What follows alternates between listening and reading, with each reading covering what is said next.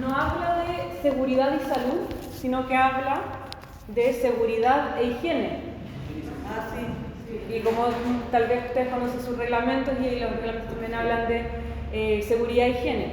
Pero ¿por qué esa es una visión que podríamos decir que está anticuada, que ya que tiene que ver con algo que ya superamos en nuestra concepción sobre los derechos de los trabajadores?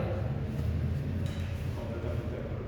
Sí, yo soy extranjero, pero ya con ustedes aquí ya 8 años, efectivamente ese concepto este es el correcto, porque realmente el reglamento interno de higiene como tal sería más que todo limpieza o algo que tenga que ver con eso, y no, realmente las consecuencias que tenemos cuando no tenemos una buena seguridad es que nos dañan la salud de los trabajadores y de nosotros. Entonces, gracias al Decreto Supremo 44, justamente de los comités paritarios que nos han podido reforzar, y gracias a la OIT hemos podido poder reforzar esto y poder tener más fuerza a la hora de hablar a nivel de rescatar a los trabajadores de esos trabajos donde están más arriesgados a la parte de la salud, donde están más arriesgados a su seguridad como tal. Y la idea justamente es inculcarles a ellos que no solamente nosotros tenemos que estar ahí enseñándoles a que se cuiden y a que pueden generar problemas más adelante, sino que además también tenemos un problema con respecto a la manera en que nos interpretan las mutualidades afuera. O sea, nosotros podemos tranquilamente decir que tenemos un ejemplo de un accidente laboral o un accidente de trayecto, y posiblemente por no tener la información correcta, ese levantamiento no nos sirve, y cuando vamos a la mutual no nos atienden, y si no nos permiten hacernos la continuidad del caso, porque no tenemos las herramientas gracias a que no manejamos qué es la seguridad y la salud dentro del trabajo. Entonces, sí estamos lo vemos un poquito débiles en ese sentido, y gracias a estas instituciones justamente que nos permiten mejorar, nosotros como dirigentes sabemos la información, pero nos topamos con que el empleador no le da esa información a los socios, y nos toca pelear en ese vaivén, y al final no logramos ni siquiera ganarles a las mutuales, sobre todo con las enfermedades de largo plazo, que son enfermedades de trato laboral, que al final no nos valen tampoco. Entonces, eso. Bueno, muy bien, muy buena reflexión. Y efectivamente, higiene es un concepto más restringido, que tiene que ver con que, ok, las cosas estén limpias y todo, pero eso, bueno, si uno se remonta como a la idea de cuando nació el sindicalismo y empezó a hacerse normas que resguardaban a los trabajadores, que efectivamente no había ningún tipo de regulación en la fábrica, en la faena, en el campo, de las condiciones, y ya, higiene era como algo mínimo, como, ok, era definitivamente un avance. Pero hoy en día entendemos que el trabajador como persona que tiene derechos fundamentales, y es no solamente una parte de la producción, sino que es un ser humano completo, tiene derecho a la salud. Y tiene derecho a la salud dentro del trabajo y fuera del trabajo. Y salud, por lo menos la Organización Mundial de la Salud la ha definido como un estado de completo bienestar físico, mental y social. Y no solamente la ausencia de afecciones o enfermedades. Entonces, igual esta definición está como en un momento como de un poco de cuestionamiento y todo, porque igual es algo exigente, ¿verdad? Decir que salud es un estado de completo bienestar físico, mental y social, como que no sé, ahora tal vez ustedes están cansados, tal vez alguno tiene sueño, y tal vez entonces no está en su estado de completo bienestar, pero aún así podría ser que sea una persona que de alguna otra manera podríamos decir que es saludable. Lo que sí está bien como definitivamente es pensar que no solamente salud no es solamente no tener enfermedad, sino que es algo más que eso. Y tiene que ver, bueno, obviamente con lo físico, pero también con lo mental y también con lo social. Entonces, por eso el acoso, por ejemplo, es algo que se vincula tan nítidamente con la salud. porque en el fondo allí tenemos un problema social que afecta a mi salud de alguna me genera un daño, pero a mi salud social. Y también todo lo que tiene que ver, por ejemplo, con las personas que tienen discapacidad en el área en su espacio de trabajo. La persona con discapacidad puede ser que, bueno, tiene una discapacidad, pero en otros sentidos puede ser que esté saludable, sana. Pero si espacio de trabajo no se adecua a esa persona, no tiene, por ejemplo, un ascensor o bueno, como otras adecuaciones dependiendo del tipo de discapacidad, esa persona no se va a poder desempeñar bien en su espacio de trabajo. Y ahí hay un problema social, ¿verdad? Esto también está incluido en nuestra Constitución, se menciona como...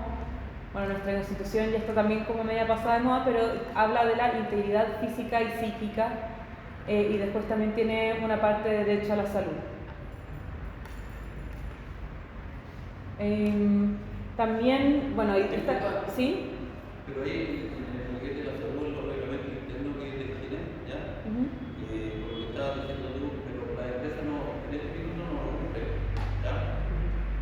Porque las personas que ellos buscan dentro de su misma empresa para que alguna persona sufra de cualquier trastorno, ya sea de oído o de cualquier cosa, para ingresarlo como una persona que está discapacitada, siendo que no está discapacitada, y ellos lo hacen para cumplir con la ley. Entonces, eso en este minuto legislativamente no está. Hay muchas cosas que las empresas incumplen. Y estamos hablando como como el ideal, a lo que hay que aspirar. Porque también para dejar un poco atrás la idea de que el ideal es simplemente que esté limpio, ¿verdad?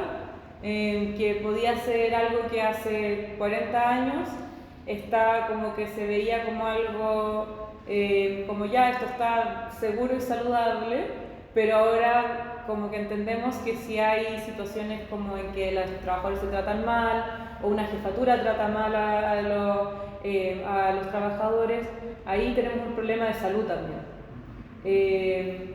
Y sí, igual, bueno,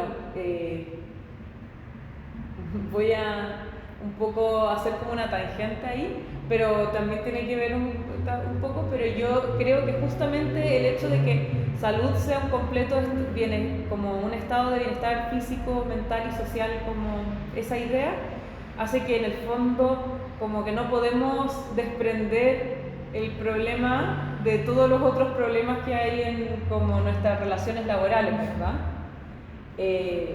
Por eso, y después uno lo puede llevar a decir como por eso es tan importante tener una negociación colectiva como más fuerte, ramal, etcétera, porque así los trabajadores tienen mejores sueldos, también eso les da más satisfacción en su espacio de trabajo. También mediante la negociación colectiva se pueden mejorar mucho las condiciones de seguridad y salud. Y bueno, ya más allá de eso, nuestro sistema económico y como nuestras instituciones en general. Pero bueno, ¿hay alguien? Uy, me va a faltar un plumón en esta clase. Nadie tiene plumón, ¿verdad? Voy a ir a pedir. Voy a avanzar un poco más y después lo voy a ir a pedir.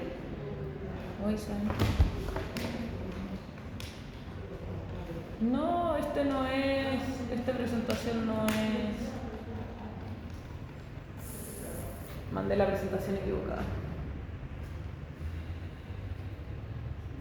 No.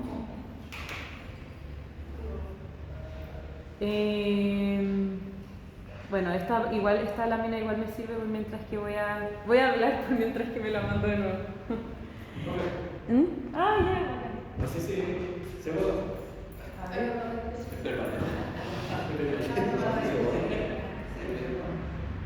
Voy a ir a poner mi plumón y bueno.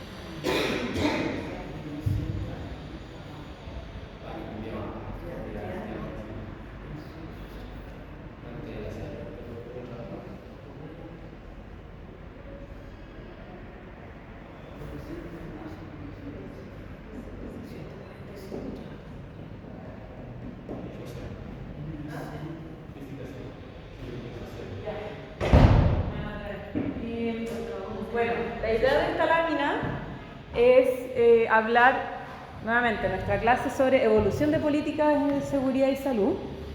Y bueno, lamentablemente la historia ha demostrado que la manera en que uno ve muchos problemas de seguridad y salud en el trabajo, pero lamentablemente como funciona tal vez un poco la naturaleza humana, pero es súper lamentable que sea así, es que tiene que ocurrir una tragedia y después todos atinan para que mejorar las normas.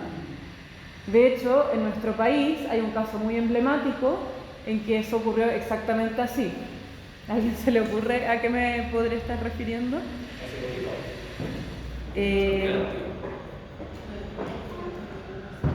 Gracias.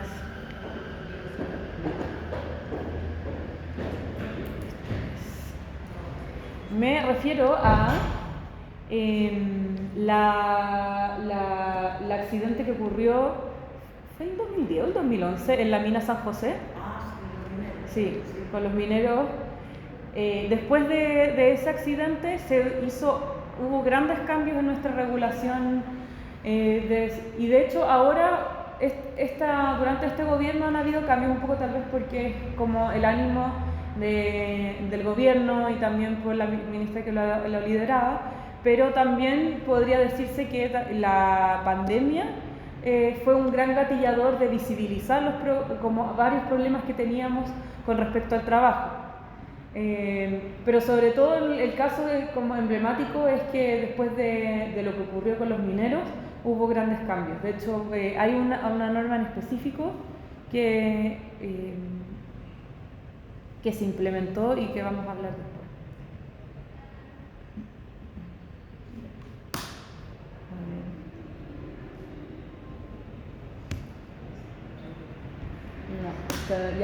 Ahora es cuando yo les voy a hacer una pregunta por mientras que pongo la nueva presentación. Que mi pregunta para ustedes es ¿cómo puedo identificar los riesgos en la como los riesgos a la seguridad y salud en el trabajo? ¿Cómo se identifican los riesgos?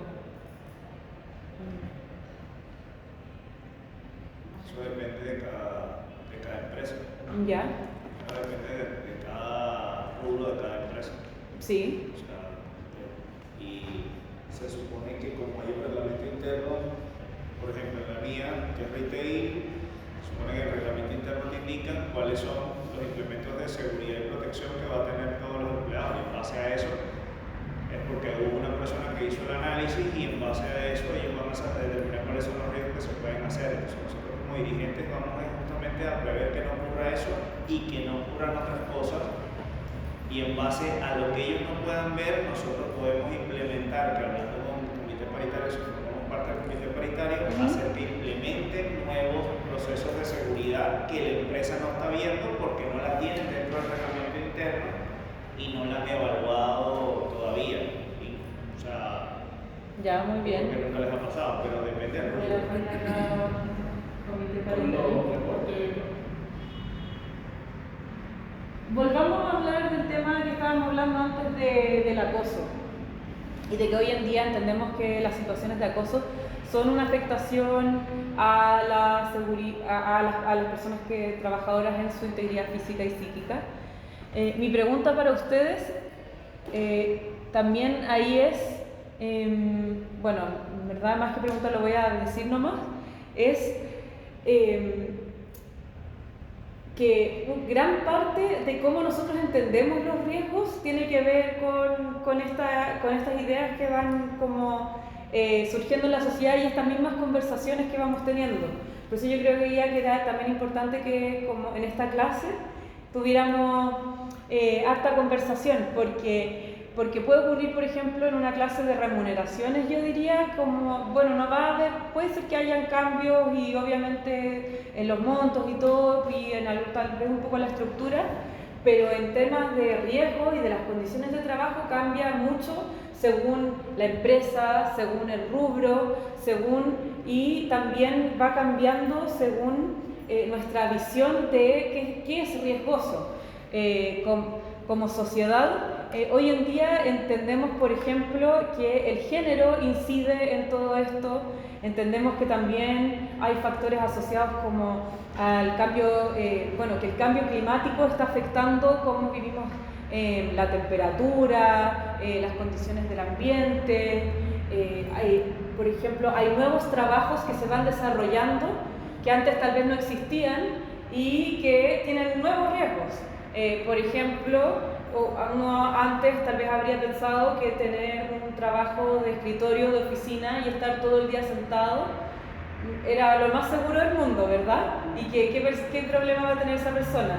Pero hoy en día se sabe que no, que esas personas tienen problemas de ergonomía porque estar todo el día sentado tampoco es sano. Te hace mal estar con el computador todo el día, te hace mal a las muñecas, a la espalda, entre otras cosas. Entonces, todas estas cosas, en el fondo, son ideas que van evolucionando y que tienen harto que ver con la exposición que vive cada uno de ustedes en su espacio de trabajo y que depende.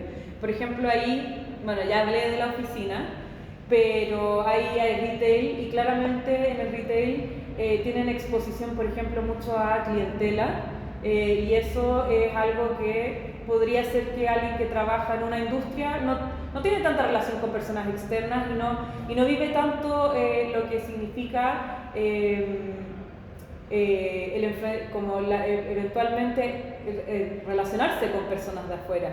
Y bueno, lo que se tuvo que desarrollar después con respecto a violencia de parte de externos. Los profesores también, ¿verdad? Con respecto a lo mismo, como qué riesgos específicos viven ellos, etc. Pero ahí en realidad todo lo que sea repetitivo te da un riesgo. Todo en la jornada laboral, todo refiere a la realidad de nosotros. Hay un riesgo y nosotros tenemos que ver cómo evitar o cómo solucionar que ese riesgo no pase a ser parte de nuestra integridad física.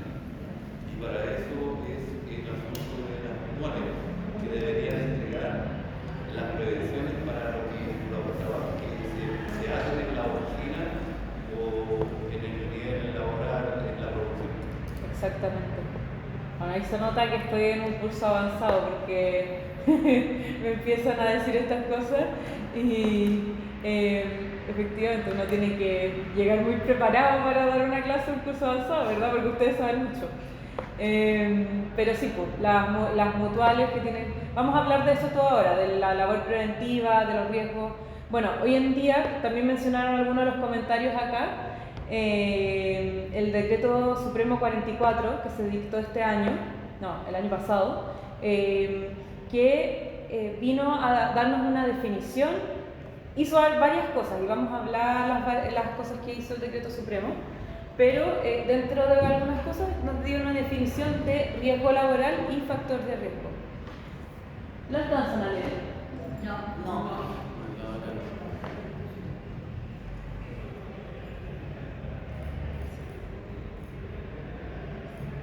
¿Cómo lo puedo leer? Ay, no.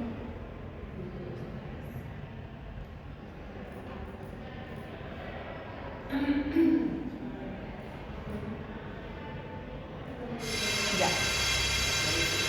Riesgo laboral es aquella posibilidad de que las personas trabajadoras sufran un daño a su vida o salud a consecuencia de los peligros involucrados en la actividad laboral, considerando la probabilidad que el daño ocurra y la gravedad de este. Entonces, bueno, sí, como que si uno lo piensa, por ejemplo, hubo un tornado en el sur hace algunos meses. Es muy raro que haya eso en Chile, ¿verdad? ¿Y qué pasa si había trabajadores en su área es difícil decir que, sin duda, si sufrieron un daño y estaban en su espacio de trabajo, pero es difícil decir que ahí tenían un riesgo a un tornado porque como que en Chile no teníamos eso. Pero obviamente, si hay un edificio por ahí que trabajan en un mall, aquí en una oficina, ¿verdad? Supermercado, que no está bien construido para un terremoto, eso evidentemente es un riesgo, porque en Chile tenemos terremotos. Para cualquier edificio, no solamente tiene que ser un espacio de trabajo, pero ahí ya pasa a ser una responsabilidad del empleador. Entonces, bueno, y también, por ejemplo, la gravedad del daño.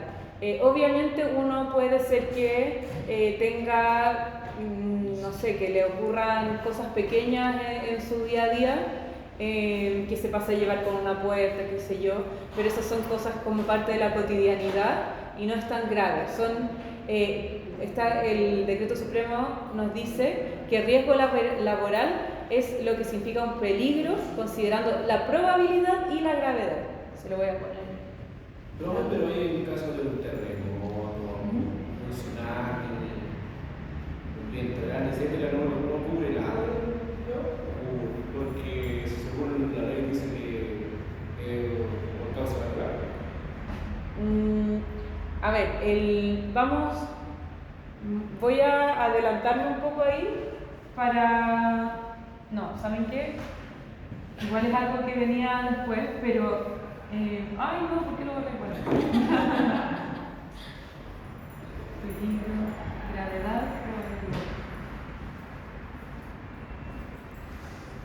es un buen comentario y me da pie para hacer otra cosa que quería hacer con ustedes, que es hablar, si pensamos, quiénes son los responsables o qué actores están involucrados en proteger la seguridad y salud en el trabajo. El empleador. ¿Alguien más? Los jefes, El empleador, pero a través de sus encargados, sus gerentes. Eso es todo parte del empleador. El comité paritario.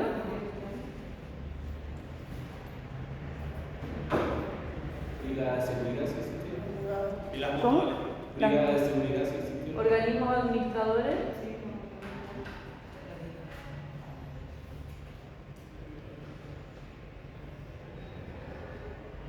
Ya.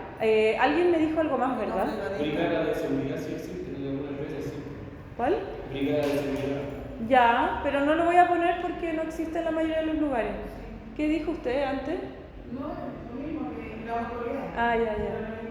¿Por ahí tiene la mano levantada? Ya. Pero el trabajador, el Estado, yo creo. ¿El Estado? Sí, el principal. Falta otro. Falta otro. Las mutuales. Ahí está. Ahí están los organismos administrativos.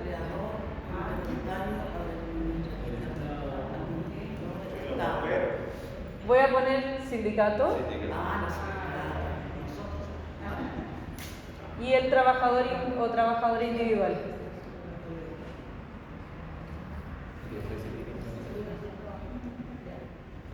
Y obviamente no todos acá tienen el mismo rol, no todos tienen la misma responsabilidad y al mismo tiempo no todos tienen los mismos derechos, ¿verdad? Entonces, obviamente el que tiene el deber principal es el empleador, que tiene el deber de seguridad y de todas las cosas que se desprenden de ahí, ¿verdad? La prevención, después, bueno, como por ejemplo tener un reglamento interno, etc. Vamos a ir a lo largo de la clase dilucidando cuáles son el rol de cada uno y los voy a ir anotando acá. Pero creo que es importante tener en mente esto porque parte de lo que hizo el decreto 44 y la nueva política de seguridad y salud es que recogió un término de la Organización Internacional del Trabajo de que nosotros tenemos un sistema de seguridad y salud en el trabajo. En el fondo, son muchos los actores involucrados y bueno, por ejemplo, sí, aquí tienen la cobertura del seguro, pero también tienen una labor de de prevención y de asesoría técnica. Entonces, no basta como es bueno tener a la vista esta visión como más de sistema, más global, y ir pensando qué rol le cabe a cada uno. Ya, luego, el decreto supremo también definió lo que es un factor de riesgo y dice: es todo objeto, sustancia, energía o característica derivado de la organización del trabajo que pueda contribuir a la materialización de un riesgo laboral o agravar sus consecuencias. Esto incluye, entre otros, instalaciones, máquinas, equipos y herramientas de trabajo, sustancias y materias primas. También se consideran factores de riesgo la especial sensibilidad de la persona trabajadora, el entorno de trabajo y la organización.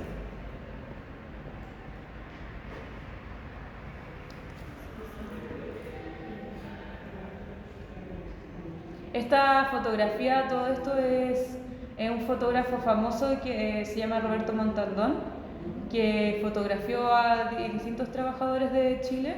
Sus fotografías son hermosas y son muy...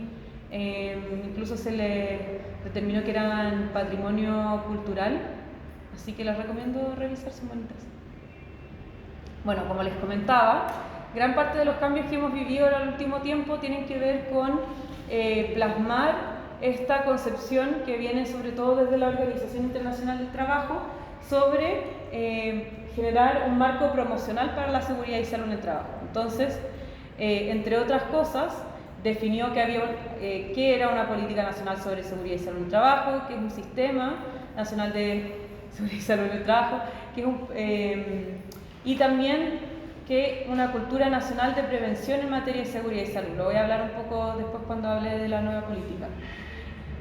Y dentro de los objetivos del convenio 187 establece: todo miembro que ratifique el presente convenio deberá promover la mejora continua de la seguridad y salud en el trabajo con el fin de prevenir las lesiones, enfermedades y muertes ocasionadas por el trabajo mediante el desarrollo de una política, un sistema y un programa nacionales en consulta con las organizaciones más representativas de empleadores y de trabajadores. Todo miembro deberá adoptar medidas activas con miras a conseguir de forma progresiva un medio ambiente de trabajo seguro y saludable mediante un sistema nacional y programa nacional de seguridad y salud en el trabajo, teniendo en cuenta los principios recogidos en los documentos de la OIT pertinentes para el marco promocional para seguridad y salud en el trabajo. Todo miembro, en consulta con las organizaciones más representativas de empleadores y de trabajadores, deberá examinar periódicamente las medidas que podrán adoptarse para ratificar los convenios pertinentes de la OIT en materia de seguridad y salud en el trabajo. Ya. ¿De qué manera? Bueno, como les mencioné hace un ratito, durante los últimos años, los últimos 3 años, se han llevado a cabo iniciativas para plasmar estos principios. Si bien nosotros ya teníamos una política de seguridad y salud en el trabajo que fue dictada en la década pasada, y de hecho fue una de las cosas que se puso en marcha a partir de lo ocurrido en la mina San José, ahora se quiso actualizarla y realizar una nueva política de seguridad y salud en el trabajo. Y una de las tiene varios principios, entre ellos entender que la integridad física y psicosocial de los trabajadores es un derecho fundamental, pero sobre todo un gran giro que tiene es que tiene un enfoque preventivo. Voy a volver a la lámina anterior en un segundo, pero quiero hablar un poco más del enfoque preventivo, que es distinto a lo que había antes, que era un enfoque más de protección, sobre todo si uno piensa en lo que tiene que ver con la ley de los organismos administradores del seguro, etc., tienen como un enfoque sobre todo más reactivo, ¿verdad? Y aquí se le quiso dar más enfoque a la prevención. Voy a volver a usar de ejemplo lo que tiene que ver con acoso, ley Karin, porque creo que es un muy buen ejemplo que nos permite entender este giro, porque antes, si lo piensan, estaba muy puesto el énfasis en que ante una situación de acoso teníamos que ya hacer una investigación y tal vez sancionar, pero después con Ley Karin y también con la nueva política de seguridad y salud, el enfoque también hay que no solamente, sí, es muy importante investigar y sancionar, pero también es muy importante prevenir, que no tengamos un espacio de trabajo que permita que haya situaciones de acoso. Entonces, por eso todos los empleadores están llevando a cabo estas charlas con algunas mejores que otras, ¿verdad? Pero por lo menos el espíritu es bueno. El espíritu de que vamos a así también desarrollar, por ejemplo, para evitar que lleguemos a este momento en que ya tenemos que nos está afectando. Entonces, bueno, el enfoque preventivo considera que dentro de cada empresa tiene que haber una política propia y es decir, dentro de las mismas empresas también tienen que hacer esta reflexión de ok, ¿cómo vamos a mejorar las condiciones de seguridad y salud? Tienen que, bueno, tener una organización preventiva, las responsabilidades claramente definidas, la identificación de los peligros y la evaluación de los riesgos laborales, diseñar e implementar un programa para prevenir o mitigar los riesgos laborales, el control de las actividades planificadas y la revisión permanente del cumplimiento y eficacia de las medidas diseñadas e implementadas. Es decir, no basta con una vez implementar medidas, sino que tienen que estar constantemente siendo revisadas. Bueno, también se le incorpora enfoque de género y diversidad a la política, también de universalidad e inclusión. Por ejemplo, no sé si alguno de ustedes es dirigente del sector público. ¿Nadie? Ya. Sector público del Estado. Yo hago clases también en otra escuela sindical y allí hay muchos dirigentes del sector público y ocurre que en muchas cosas tienen regulaciones muy distintas, ¿verdad? Y genera un problema porque nos da distintos estándares según si estás en el privado o en el público. Y acá la idea es intentar unificar, hacerlo más, por ejemplo, no se habla en la política de la empresa, sino que hablan de la entidad empleadora, para que sea aplicable también al sector público. ¿El sector público no tiene sindicatos? Tienen asociaciones de funcionarios, que en el fondo son sindicatos. Sí, Pero legalmente no, porque una situación. Sí.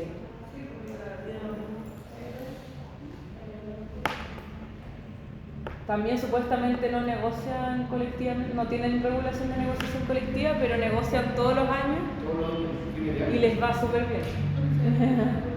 O sea, bueno, con mayor o menor éxito, hay años en que no les va tan bien, pero los sindicatos del sector público, o sea, las asociaciones de funcionarios en general son muy fuertes y robustas y tienen capacidad de paralización, cosa que en el privado no se tiene menos.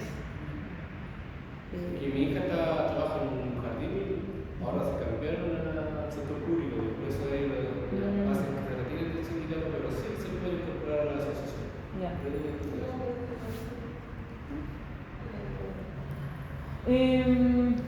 Enfoque de integralidad. Esto significa que en el fondo que incorpora como una visión de sistema, como ya lo habíamos hablado, de unidad y coordinación, mejora continua, nuevamente la idea de ir revisando y siempre mejorando los espacios de trabajo, que no sea solamente una cosa de una vez, y de responsabilidad en la gestión de los riesgos. Nuevamente estas fotografías de Roberto Montalbán. Ya. Entonces, muy bien que se haga una política, ¿verdad? Pero ¿qué cambia? ¿Cambia algo? Y una de las cosas que cambiaron fue que el Decreto Supremo 44 fue algo que se dictó a partir de la política, que vale decir, se hizo cumpliendo con lo estipulado en los convenios de la OIT, con consultas a los sindicatos, a los empleadores, es decir, un proceso participativo para que en el fondo fuera esta idea de diálogo social, ¿verdad? De que las políticas laborales no las haga solamente el Estado, sino que las hagan también los actores que les involucra la política laboral y la política social muchas veces, como son los trabajadores, para que puedan incidir en las decisiones. Bueno, como les decía, el Decreto Supremo 44 se dictó para plasmar, para dar... Porque una de las cosas que decía la política es que hay que revisar la normativa. Entonces, el Decreto Supremo vino a ser una de las cosas que revisara la normativa. Obviamente, como decían por ahí, hay muchas cosas más que podemos revisar, ¿verdad? Sobre todo el tema de la ley de los organismos administradores y el hecho de que tienen un grave problema de ser como, bueno, un conflicto de interés. Como, hay un dicho que es como... no es el cascabel al gato, bueno, es como que ellos en el fondo son los que dan la plata, los que dan la cobertura, pero ellos, obviamente, la plata ellos la tienen, no la quieren poner. Entonces, se presentó un proyecto de ley, de hecho, hace un año y tanto, para proponer que la evaluación de si un accidente es laboral y si una enfermedad es profesional fuera por una comisión independiente. Entonces, en el fondo, ok, el seguro sigue siendo administrado por las mutuales con todo lo que uno quiera decir de ellas, pero por lo menos la evaluación de si el trabajador va a tener cobertura o no la va a hacer la misma mutual, la va a hacer un organismo independiente. Ese proyecto de ley no ha avanzado, está ahí.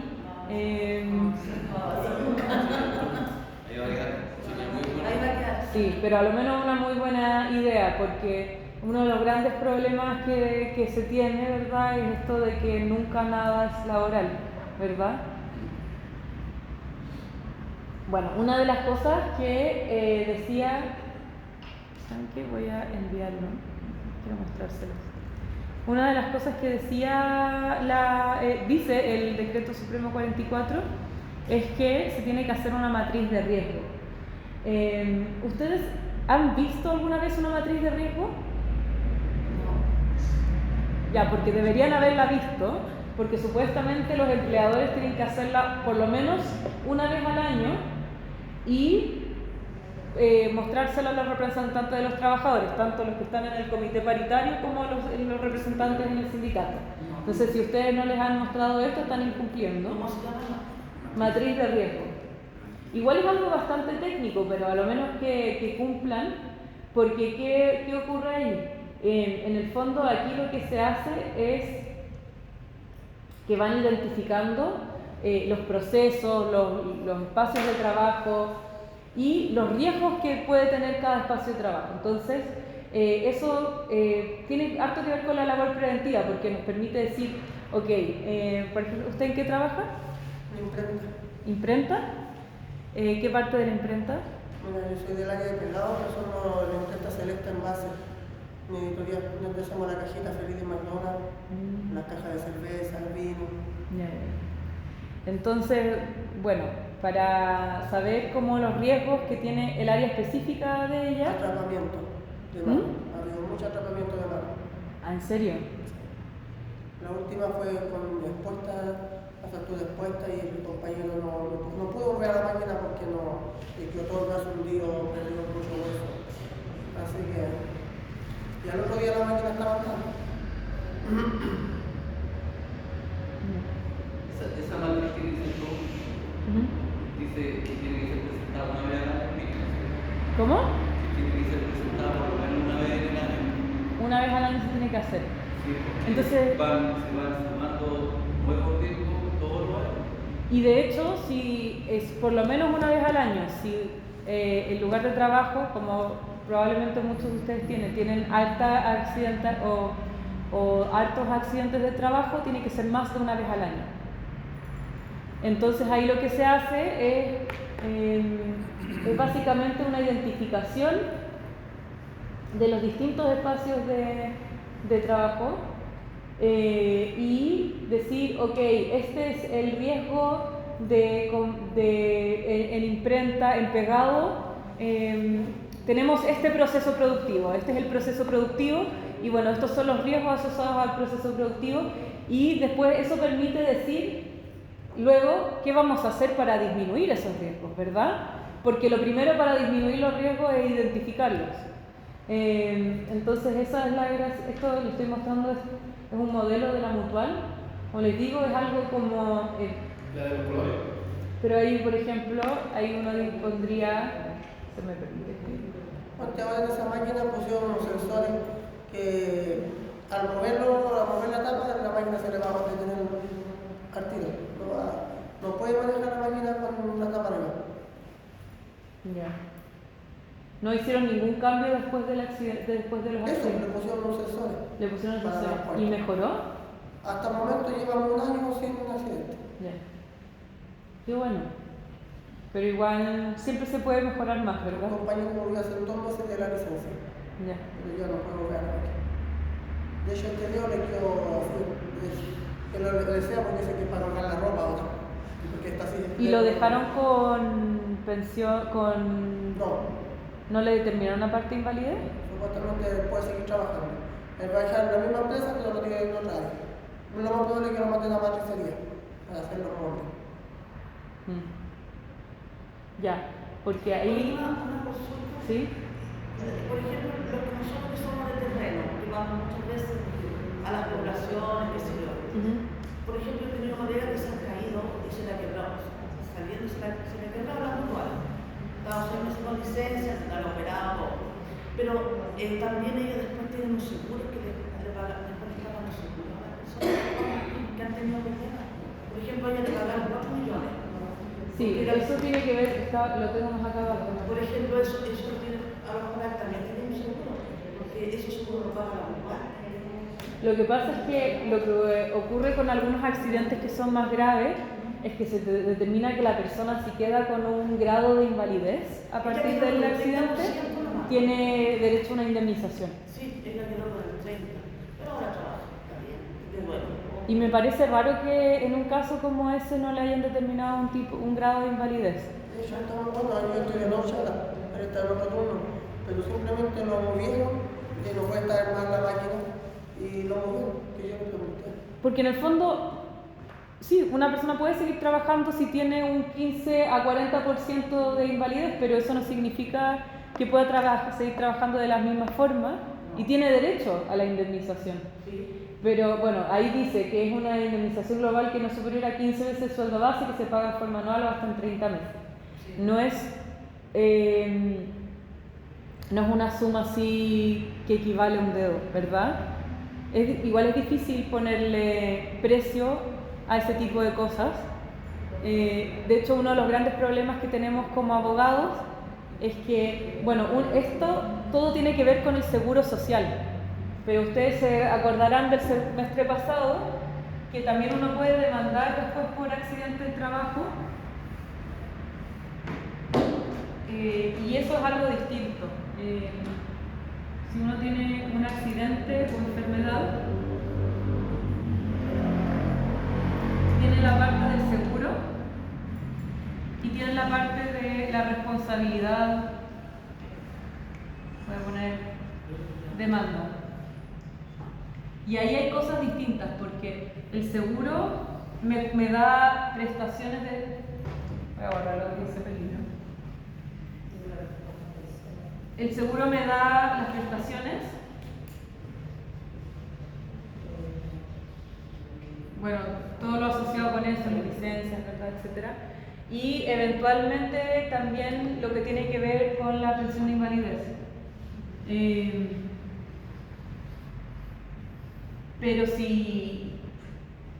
Pero el trabajador también eventualmente podría demandar lo que es como que no fue cubierto acá, ¿verdad? Es decir, el daño emocional, por ejemplo, que le produjo la situación, sí. Si, por ejemplo, por alguna razón el seguro no cubrió algo, podría demandar que le dé esa cobertura, etc. Y bueno, nosotros, a esa parte que yo dije, daño emocional, como todo lo que tiene aparejado al hecho de perder un dedo, la palabra técnica para eso es, no sé si es tan necesario que lo sepan, pero se los digo igual, daño moral. Entonces, ahí lo que uno tiene que hacer en estas demandas es en el fondo intentar de alguna manera probar que hay daño moral y probar que como hacerlo de alguna manera equivalente a un monto, porque ocurre también con los jueces que no, o sea, lamentablemente en los tribunales laborales la práctica es frecuentemente tirar para abajo los montos. Es súper lamentable, pero yo he visto como casos de personas que pierden una mano y 10 millones de pesos.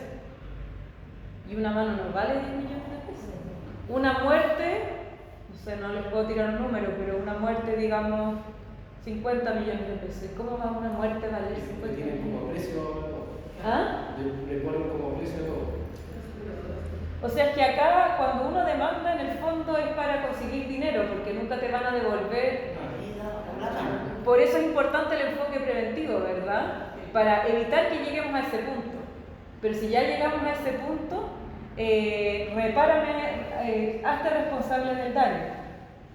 Entonces, en parte ahí uno, bueno, tiene que además demostrar, los jueces exigen demostrar que hay ese daño emocional.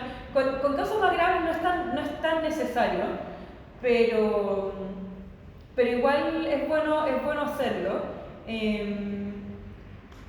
Con cosas que tienen más que ver con, por ejemplo, los casos de acoso, también uno incluye la parte de daño moral, y obviamente ahí es más psicológico y más, entonces uno frecuentemente incluye, no sé si estuvo en un procedimiento psicológico, psiquiátrico, en el fondo para acreditar esto que, a diferencia de una prestación médica, yo le paso la boleta al juez y yo le digo, yo gasté 100.000 pesos, el empleador me debe por lo tanto 100.000 pesos, como devuélvanmelo.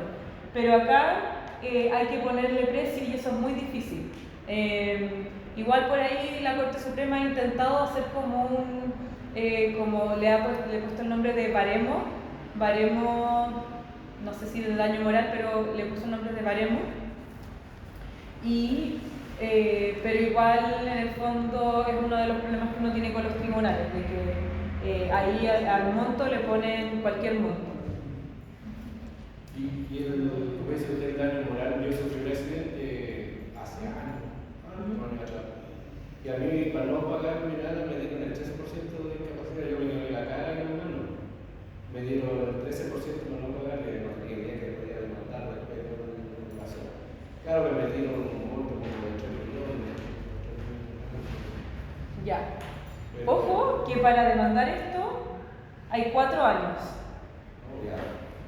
Sí. Y como dice usted, el daño moral, sí, yo al principio yo no me mostraba mi mano, yo me ponía las manos así para que no me vieran las manos de tal y como. Pero después uno lo asume. Bien difícil de situación. Porque uno fondea la mano, porque por cualquier lado. Sí, pues. Claro. Y para que le den el 100%, ¿qué sería una mano, ¿qué tiene que ser para que le den el 100%? No, porque es versión completa, cuando No, es que esto tiene que ver con el grado de invalidez con el que uno queda, y esa es una situación que estima la mutual. Igual después uno puede reclamarlo ante la superintendencia si no está de acuerdo con la determinación que se hizo, así que yo le diría al compañero que tal vez revise esa vía, si no le dieron una pensión de invalidez, porque, bueno, igual obviamente es debatible cómo vas a decir un dedo es menor a 15% o mayor a 15%, es debatible ahí. Pero lo que dice es que gran invalidez es quien requiere del auxilio de otras personas para realizar los actos elementales de la vida. En el fondo, una persona que queda como más o menos postrada. Eso Sí.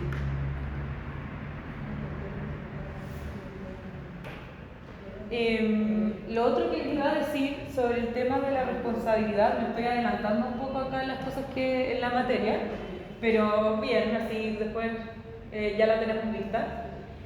Con el tema de la responsabilidad, es que acá, bueno, son dos cosas las que uno tiene que probar cuando demanda por como un accidente de trabajo. Es que por una parte tiene que demostrar el daño moral y por otra tiene que demostrar que hay una responsabilidad del empleador efectivamente. ¿Por qué? ¿Cuál es la diferencia? O sea, aquí hay una diferencia importante entre lo que es el seguro y lo que es la demanda.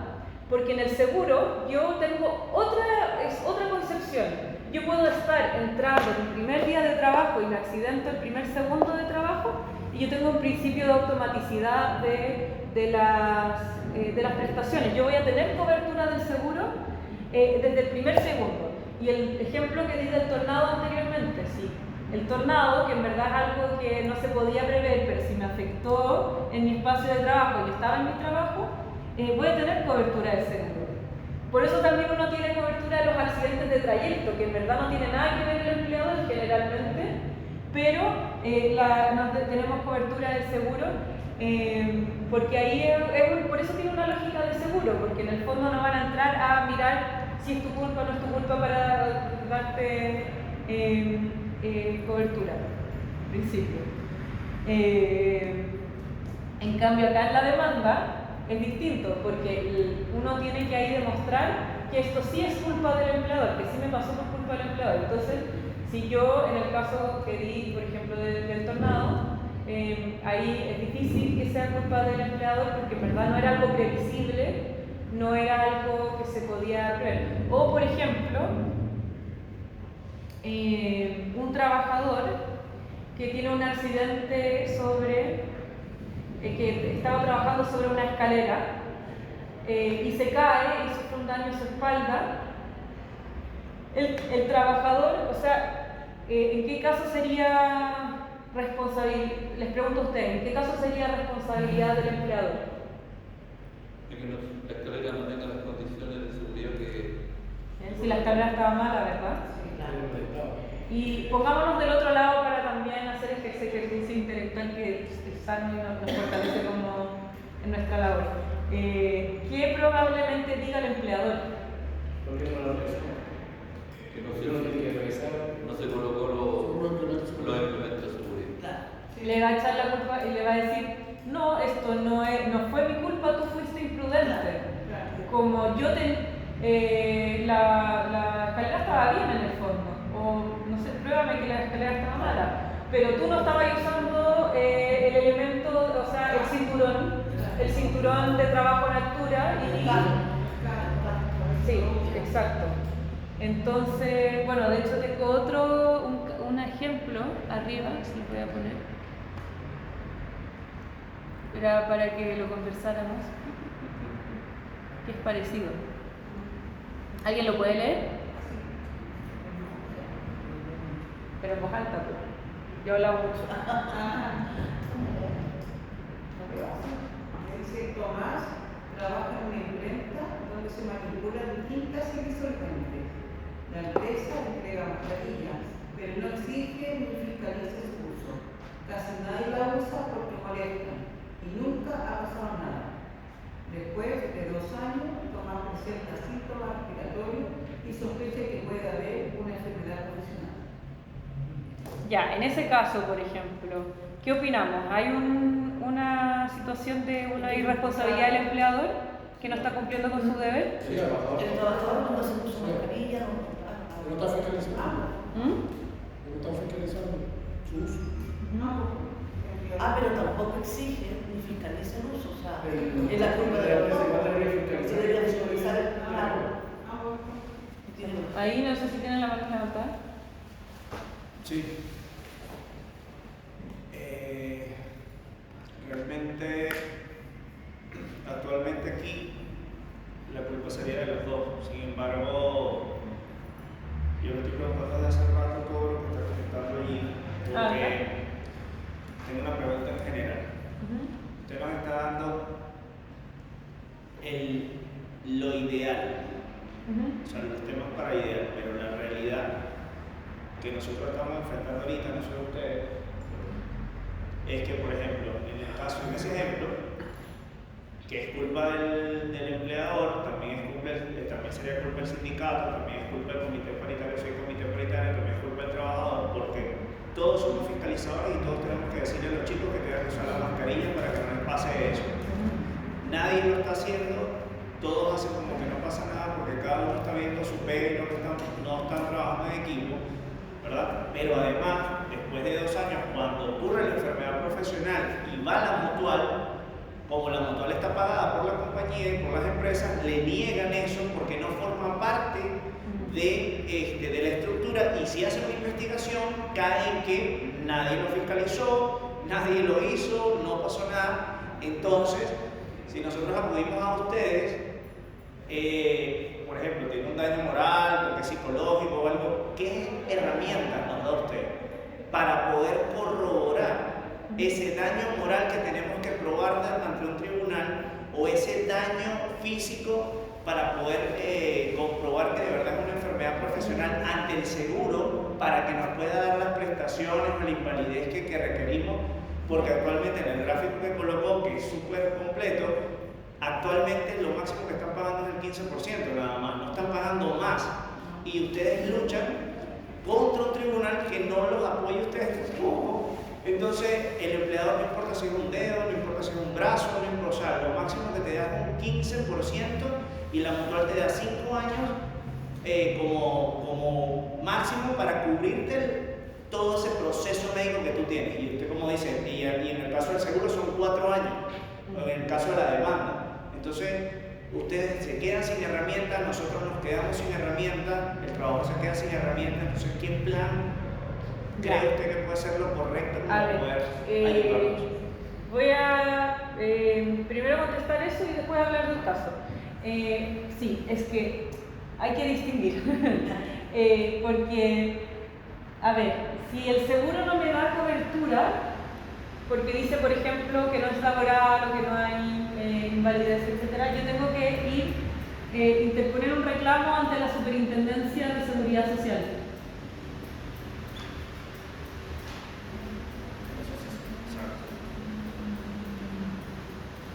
Y así lo revisan.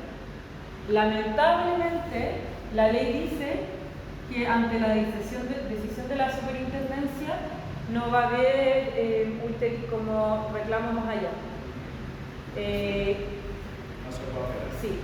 Hay algunos casos en que la gente intenta interponer recursos de protección para que se vuelva a revisar el caso, pero en general los tribunales lo que admiten es a decir, ok, no estuvo suficientemente fundamentada la decisión de la superintendencia, decídalo, o sea, revíselo de nuevo y fundamentemelo bien, porque las decisiones del Estado tienen que estar motivadas, tienen que tener un fundamento, no puede ser simplemente llegar a decirme que no. Pero eso es lo que han dicho los tribunales. Es igual algo como... o sea, uno no le va a decir a una persona que si interpone este recurso de protección va a ganar sí o sí, pero sí hay algunos como jueces que lo admiten.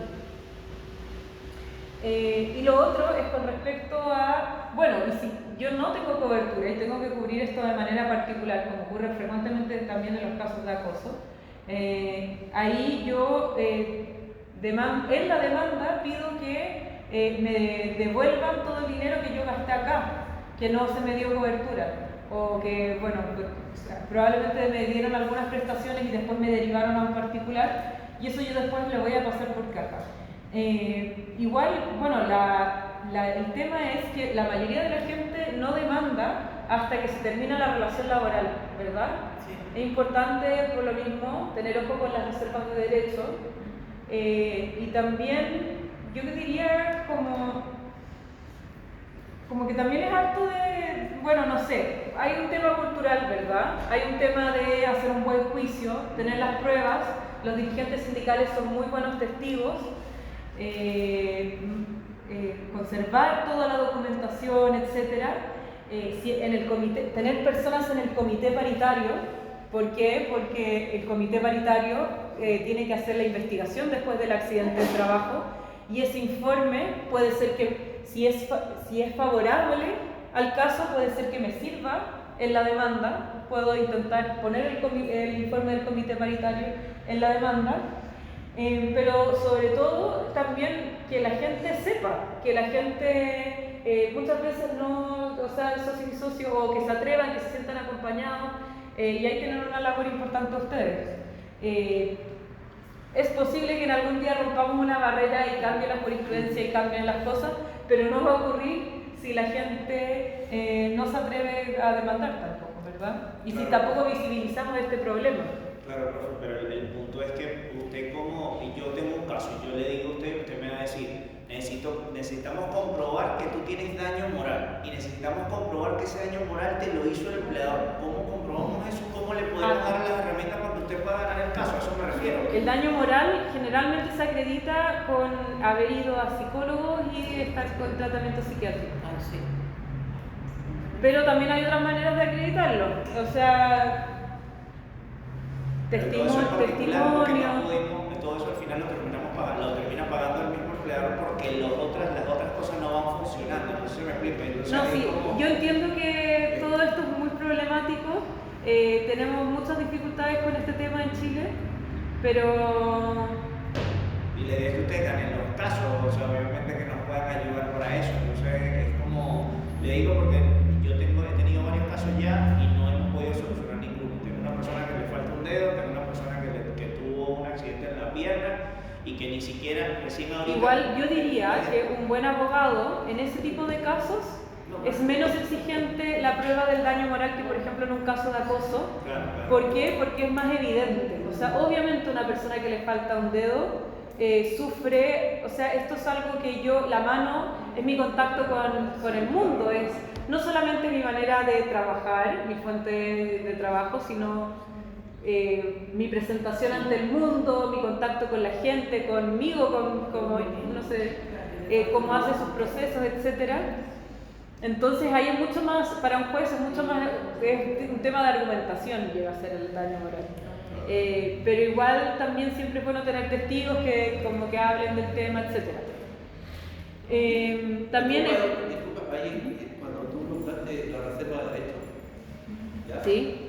Eso, en el caso de que a una persona la despida, yo no sé si las personas que están tuyas están despedidas. No, todavía no. Si lo llegan a despedir en la reserva de derechos, ¿cómo uno podría colocar eso en caso de que lo despiden? Porque nosotros cuando yo a todas las personas que despido, yo le digo que pongan una reserva, pero esto me llama la atención porque ¿cómo le tendría que decir al socio, ya, coloca en la reserva de derechos posible daño físico por trabajador o posible existencia de enfermedad profesional? Exactamente, accidente de trabajo y enfermedad profesional. Y eso se incluye dentro de ese listado que uno pone, incluir eso. Sí. Ya, continuamos.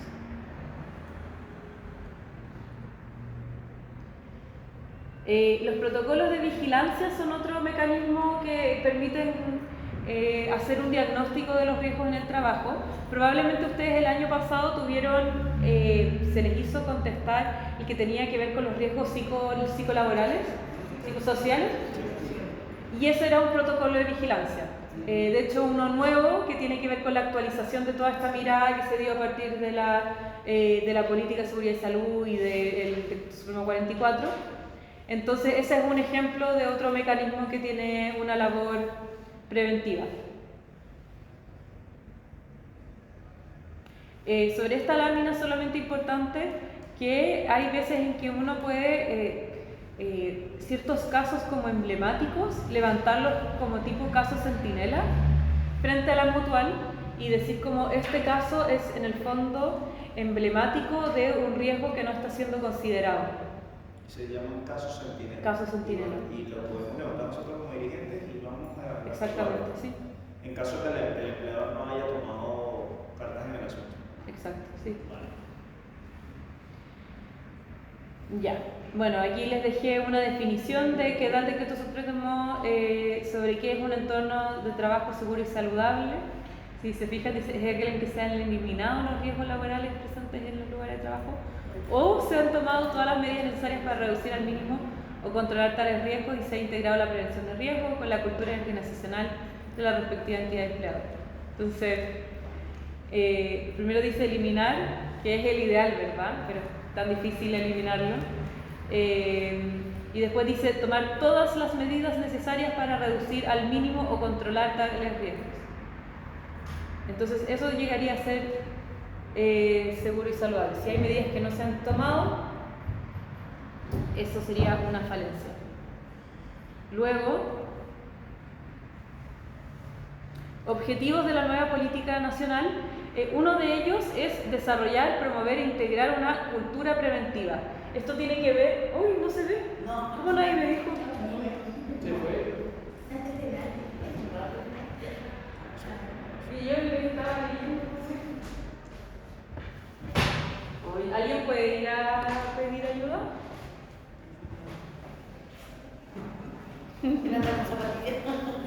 Gracias. Continúo. El tema de la cultura preventiva tiene que ver con toda la parte educacional de también educar a los trabajadores y trabajadoras, jefaturas también, bueno, a todas las personas involucradas en el proceso productivo laboral en lo que es seguridad y salud en el trabajo. Entonces, en el fondo, por ejemplo, en el caso de Tomás, ¿verdad? Podríamos decir que ahí había efectivamente una falencia porque no hubo, o sea, no solamente no se estaba fiscalizando el uso de los elementos de protección personal, sino que también sabemos si hubo procesos de... Permiso.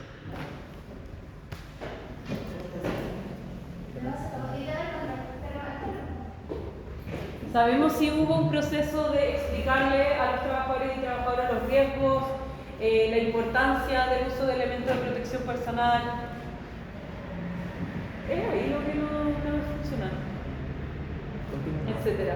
Incluso dice la política que esto tiene que ser algo no solamente en los espacios de trabajo, sino como parte del sistema educativo formal, es decir, en los colegios, en los institutos profesionales, en la universidad, etcétera, y también como parte del Sistema Nacional de Capacitación. Entonces, tiene que ver con CENSE. Voy a hablar de mi computador.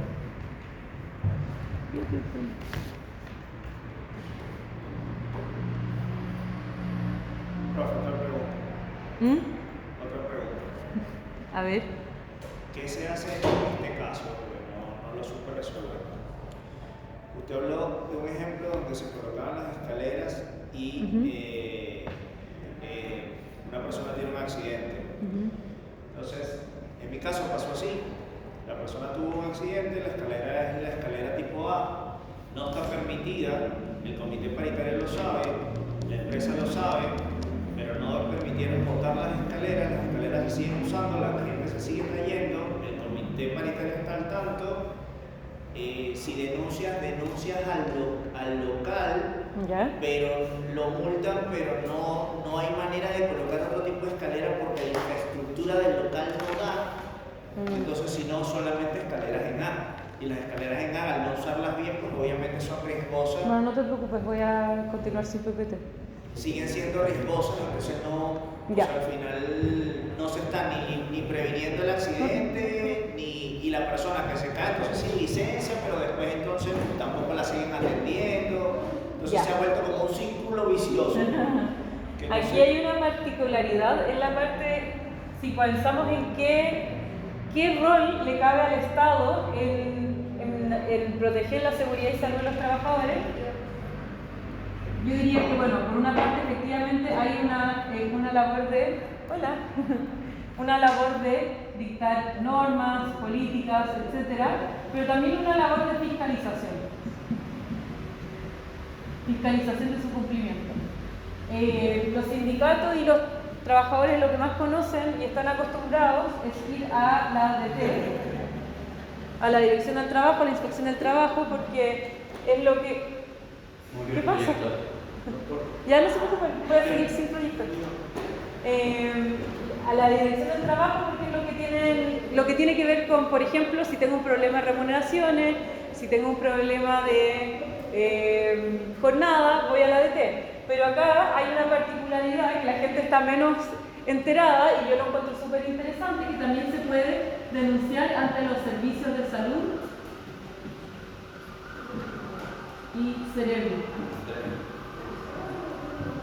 Y hay casos muy exitosos de sindicatos que han denunciado ciertas condiciones de seguridad ante las Ceremis de salud, que obviamente la DT además que está como un poco colapsada, tiene otros mecanismos, tiene otros tiempos, etcétera, y puede ser interesante intentar otra vía, que también te la facultad de sancionar al empleador, que de repente tal vez también tiene más facultades porque la DT, bueno, pone una multa, pero la Seremi de Salud autoriza también que se realicen actividades, etcétera. Entonces, por ahí les recomiendo revisar esta opción. Nosotros hicimos así. ¿Sí? Hicimos por la zona. ¿Y qué fue lo que denunciaron? Hicimos la preparación de forma inmediata. ¿Y les fue, cómo les fue con la Fue denuncia? bien porque la DT le puso en la inversión, el Ceremi le puso una inversión, también le puso una multa y tuvieron que hacer toda la preparación que corresponde. Pero ahí, independiente de no es por un daño a los trabajadores, pero sí era por plaga y todo, y la Ceremi fue efectiva. ¿Qué rubro es? ¿Pintura?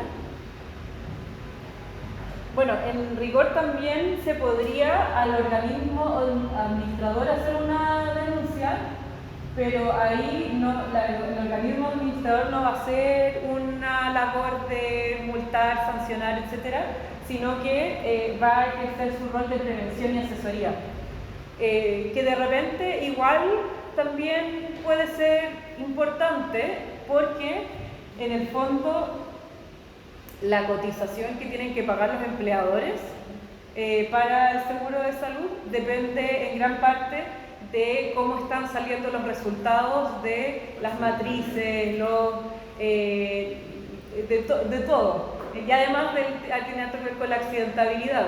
Entonces, si los indicadores del empleador frente a todas estas cosas, todos estos instrumentos que estamos hablando son malos, le va a subir el valor de la cuota por el seguro social. Sí, la primera.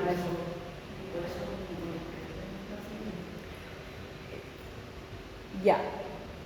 Bueno, aquí ya hablamos del deber de seguridad. Estoy viendo que nos falta ver, pero no, ya vimos, eso era lo más importante, porque la materia que venía tenía que ver sobre todo con como cosas que era repasarlo del semestre pasado.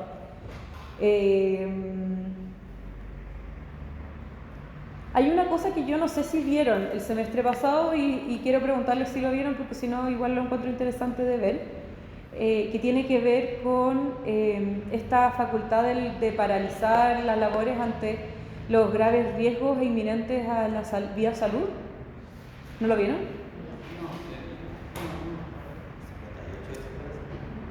Ya, es que, bueno, no sé pero yo se lo voy a decir.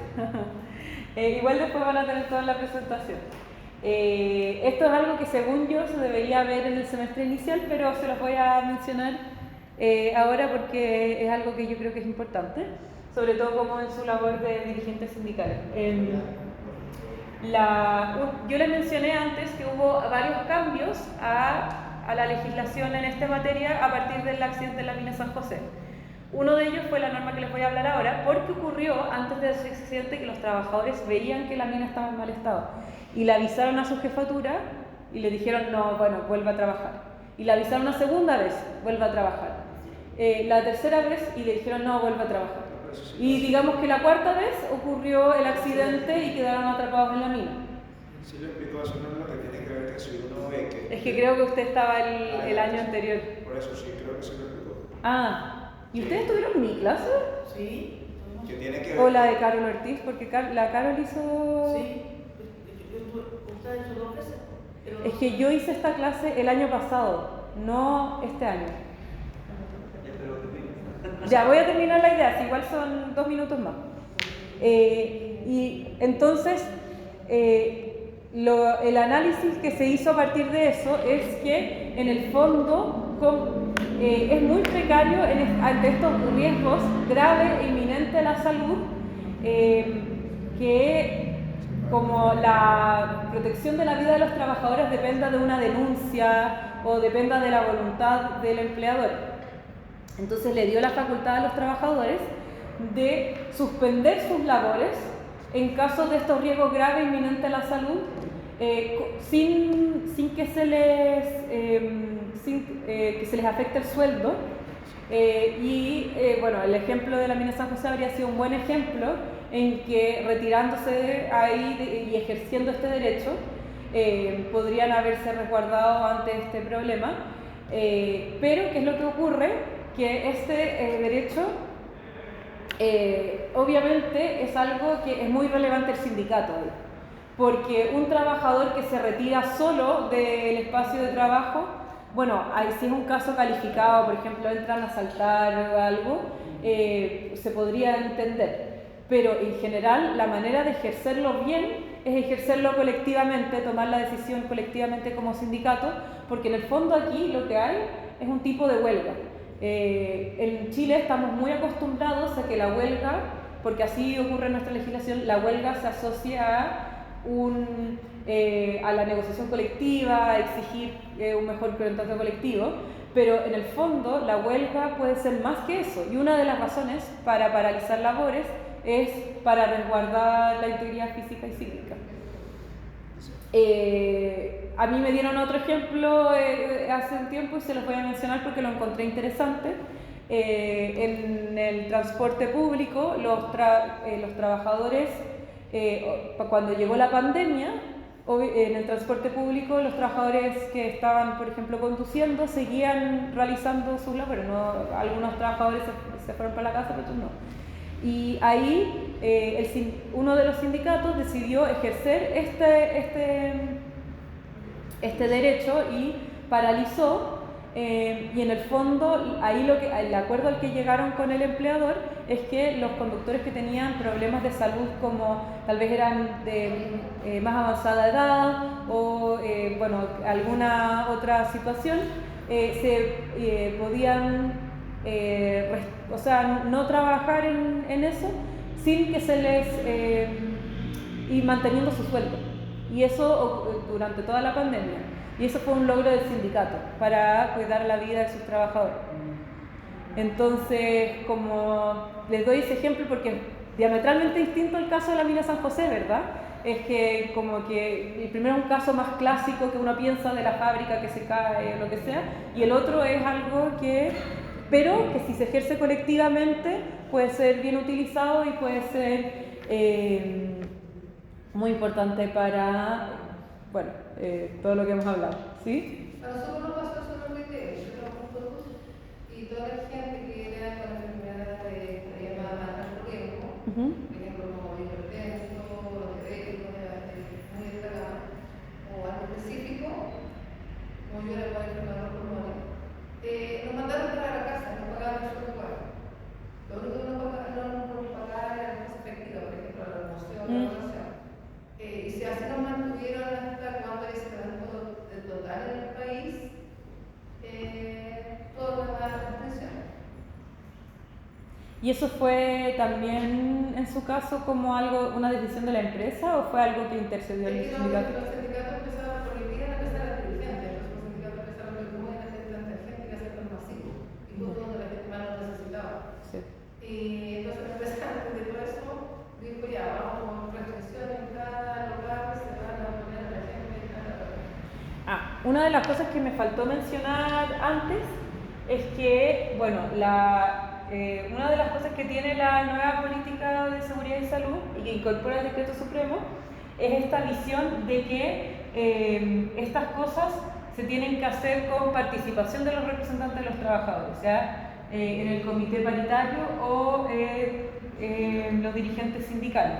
Entonces incorpora en el fondo esta visión de diálogo social que podríamos llamar, porque una parte tiene también, bueno, que es los representantes de los trabajadores velan por los intereses de los trabajadores, ¿cierto? Pero también tiene otra parte que tiene mucho sentido también porque son ustedes los que están más cercanos a la faena y por ende la conocen de mejor manera. Entonces también para implementar políticas, reglamentos, etcétera, más efectivos y más eficaces, es necesario también saber qué piensan los trabajadores sobre sus situaciones de trabajo. Entonces, eso, bueno, obviamente solamente para ir terminando, al trabajador y trabajadora individual le corresponde, por una parte, cumplir con las directrices de resguardo, de seguridad, bueno, ponerse los elementos de protección personal, etc. Pero también tiene todos los derechos de los que hablábamos por acá, ¿verdad? Y el sindicato, la labor de fiscalización, pero también de participación en los instrumentos de los que hablábamos. Ahí están los roles del Estado, los roles del organismo administrador. ¿Y alguien quiere mencionar cuál es el rol del comité paritario? Probablemente alguno de ustedes acá participa en su comité paritario. ¿Cuál es el rol del comité paritario? Sí. De que se cumplan todos los actos de seguridad y tener la implementación para los trabajadores. Y las caminatas también. ¿Cómo? Las caminatas también. ¿Caminatas? Sí, una caminata son caminatas diarias. Ah, ya. Para ¿Puede levantamiento? Pero yo no camino. En el fondo es una instancia, bueno, tiene hartos roles también, por ejemplo, incide en lo que es la dictación del reglamento interno, fiscaliza cuando hay un accidente de trabajo, vigila que se cumplan las normas, etc. Nosotros como sindicato, y si no actúa bien la comité paritaria. ¿Cómo? Si el comité paritario no actúa bien, o no lo llama a reunión, y la verdad la empresa le da tanta importancia. El sindicato puede tomar también acciones, hacer un reclamo formal. Es que son distintas los poderes que tiene el sindicato y el comité paritario. Sí, pero si el comité no está funcionando, por lo menos en mi empresa, las 5 sucursales, pero las 4 funciona muy bien. Y participamos como sindicato, participamos muy bien. Pero hay una, la quinta, que la de Constitución, el administrador de cara. Siempre me dice, no, una cacho, se le pone todos los pelos. Ya. Y al recepcionista le daba todo. Y un día yo me dio el correo y yo le decía, pucha, que el horario, no, le ponen cualquier cosa. Entonces uno puede hacer algo ahí, aparte de lo que yo solamente digo. Estoy pensando, porque sé que en el Decreto Supremo 44 existe regulación sobre el funcionamiento de los comités paritarios, pero no me acuerdo si existe como ese detalle de qué tan seguido se deberían juntar. Pero mi intuición es que a lo menos podría intentar denunciarse. Sé que por el Decreto Supremo 44 los dirigentes sindicales tienen la facultad de llamar a elecciones, porque antes ocurría que el empleador nunca llamaba a elecciones y ¿qué pasaba ahí? Ahora usted se puede, pero yo pensaría que si no está funcionando bien el comité paritario, eso también podría ser denunciable. Y igual revisar la regulación del Decreto Supremo 44. Profe, el decreto... Podemos hacer, un segundo, es que podemos hacerlo ahora para que tengamos el ejercicio colectivo. Yo me imagino que todos ustedes... Yo lo traté de denunciar y no pude, porque a mí me pasa lo mismo. Vamos a hacer una resolución de caso en vivo y en directo para que vean... Esto también es lo que hacemos los abogados, o sea, yo no me sé todas las normas del mundo de memoria, como que es... Lo que yo sé es como la intuición de cómo resolver un caso, que es lo que ojalá ustedes también tengan a partir de estos cursos y los cursos del inicial, porque eso es lo que uno necesita, saber a dónde ir a mirar para resolver las cosas, porque si es por saberse las cosas de memoria, o sea, nadie. No, sí está perfecto, pues justamente para eso es que estamos en la parte especializada, para poder debatir con usted y ahí vamos aprendiendo todos juntos, porque con mucha gente no podemos, pero ahorita que estamos más personalizados podemos justamente debatir y conocernos más entre todos y usted a su vez, entendiendo que usted está haciendo su labor, poder entre todos nutrirnos más. Es como los talleres que se hacen en los otros que siempre son más pequeños y hacen que estemos aquí, o sea, pero yo no pude, yo traté de hacer lo que dijo la compañera y no me permitieron hacer la denuncia. ¿No permitieron? No, una cosa es el comité, otra cosa es el sindicato y tengo que esperar a que el comité termine su gestión y se hagan nuevas elecciones. Porque en el comité, por ejemplo, que está en el local donde yo trabajo, solamente una persona hace todo. Y es la recursos humanos. El resto nadie hace nada, pero están los nombres allí y ellos justifican. Y yo no, pero necesito que estén las 6 personas y que hagan las cosas. Ojo, quiero mencionar algo que no había mencionado. Bueno, yo cuando hago esta clase en el inicial lo menciono, pero una de las virtudes del comité paritario es que sus decisiones son obligatorias para la entidad empleadora. Eso es una de las grandes virtudes y una de las grandes razones por las que es bueno que el sindicato se meta ahí. Y ahí es bueno que fuera dentro del comité paritario hubiese una persona dentro del sindicato. ¿Cómo? Dentro del comité paritario participara una persona de la directiva del sindicato. Sí, pues, es que, bueno, esto también es algo de estrategia sindical, ¿verdad? Que solamente dentro del comité paritario una de las personas tiene fuero. Entonces, la mejor estrategia es que esa persona con fuero sea alguien que no sea dirigente, pero que sí sea del sindicato, por supuesto, y que los otros representantes de los trabajadores sí sean dirigentes. Y así tenemos a puras personas con fuero dentro del comité paritario, que en el fondo me da la capacidad de decir lo que yo pienso realmente. Mira, yo pertenezco al comité paritario de la empresa y también pertenezco a la brigada de emergencia de la empresa. ¿Ya? Yo tengo harto problema con la prevencionista porque cuando tuvo el compañero del accidente, ella fue una de las que fue a hacer la investigación y hizo la investigación con el jefe de turno de esa mañana. Entonces no llamó a nadie del comité para que hiciera la investigación, sino que lo hizo ella. A raíz de la investigación que ella hizo fue que el compañero tuvo la culpa porque estaba escuchando música. Esa fue la determinación que nos mandó. ¿Por audífonos? Por audífonos, cuando no podemos escuchar música. Entonces yo con ella he tenido muchos problemas porque ella tira mucho para la empresa. Ya. Mucho. Por eso es muy importante tener a gente en el comité paritario. Entonces ahora yo quedo como suplente en el comité paritario. Entonces cuando no está el principal voy yo. Ya. Entonces ahora ahí estábamos yendo todos los suplentes y los titulares estábamos yendo a la reunión donde ellos habían puesto un comunicado que tenían que ir solo los titulares. ¿Por qué? Porque yo todas las reuniones peleaba con ellas, todas las reuniones. Entonces ahora ¿qué hice? Yo voy como sindicato a la reunión. Me toca turno de noche, el miércoles pasado turno de noche y fui igual a la reunión a las 3 de la tarde. Entonces, ay, me dijo, ¿no estáis de noche? Sí, pero tengo que ver qué pasó ahora en la empresa. Entonces ha sido una constante pelea con ella y de una u otra forma no me quería bien la reunión porque dijo que era suplente. Ahora voy como sindicato. Soy la presidenta del sindicato. Así que me tienen que aguantar sí o sí. Miren, los comités paritarios de higiene y seguridad se reunirán en forma ordinaria una vez al mes. Pero ahí yo diría que si hay un comité paritario que no se está reuniendo una vez al mes, está incumpliendo esto y eso es denunciable. Acá se reúnen una vez al mes, se le da los problemas que hay en la máquina o a nivel de empresa, ya lo dejan anotado. Y el otro mes lo mismo y no hay nunca. Parece que hay que llenar como un formulario mensual donde se evalúa lo que está ocurriendo en la empresa. Y eso lo están haciendo, pero lo hace una sola persona. O sea, como digo, el equipo está súper bueno porque es súper estricto, pero es como la ley Karin, a la hora de implementarlo no podemos implementarlo de lleno porque nos faltan herramientas. Yo, por ejemplo, creé un sindicato creé un comité paritario hace 6 meses y dentro hice justamente lo que usted nos enseñó en la primera clase.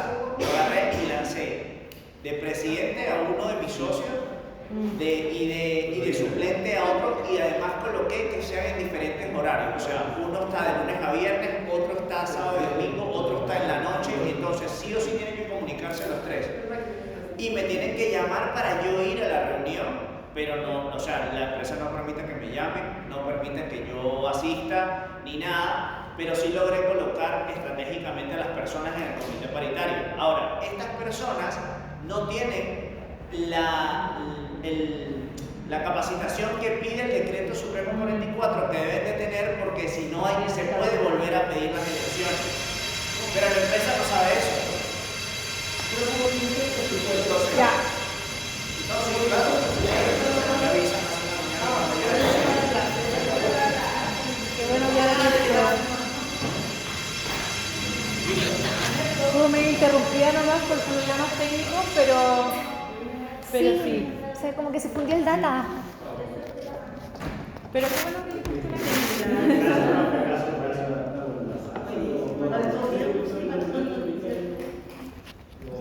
este tema. Yo creo que uno podría hacer un diplomado entero sobre seguridad y salud. Si es demasiado, o sea, hay gente que es prevencionista de riesgo y estudian prevención de riesgos ¿cuántos semestres? O sea, esto uno podría hablar eternamente. No, y la Puntual tiene cursos gratis también para prevención de riesgo, para DEA, para comité de paritación. Hay muchísima información, no se puede superar en las redes sociales. Para aplicar. Ay, ¿estamos grabando? No. No, pero grabamos desde acá por si acaso. Menos mal. Sí, vamos a enviar todo por WhatsApp. Sí. ¿Sí, antes de mandar el PPT? Sí, obvio. Está en el mail de la escuela. Ah, ya, perfecto. Lo mando entonces durante la tarde. El martes me dijiste la asistencia, ¿cierto? Nos vemos entonces. Chao, nos vemos el martes. Chao, gracias. Es un poco obvio, pero por cierto, el jueves 11 obviamente no hay clase. Ya, para que... ¿Cómo? Que el jueves 11 no hay clase, pero... ¿El jueves 11? Sí. Ah, ya, sí. Sí, porque 11, entonces... Sí, no, lo Y de la siguiente semana no hay encuentro. No, septiembre no hay clase, retomamos a finales de septiembre. Voy a mandar con las fechas. Pero el martes hay. Este martes y después ya no. Ya, para ver el trabajo. Para que veas vacaciones en septiembre. Sí, están Chao, todos los chao, trabajadores. ¿se lo anoto? Ya, chao, profe, gusto en verlo. Chao. Se lo van a hacer de la noche y se lo van a mandar temprano. Chao. Sin hora. Pero cambio de fecha y nombre de fecha. Esto. Esa chica Sin no hora, puede la ser vacaciones sin nada. Solamente enviar Chao. Chao, que estés ¿Es bien. el mismo archivo? ¿No dicen que se han separado? Ya, perfecto. Ah, no, pero que puede mandarlo. El curso y el root el nombre. Y el root y el nombre. Sí, ya vale. Bueno, pero al final el contrato vence en marzo. Presentarlo en noviembre. Pero igual ya me estoy haciendo contacto con nosotros. Está bien. Sí, hay que seguir trabajando. Sí, qué bueno que vayan a... Que les vaya bien, que les vaya bien. Sí, te vaya. Chao, profe, que esté bien. Chao.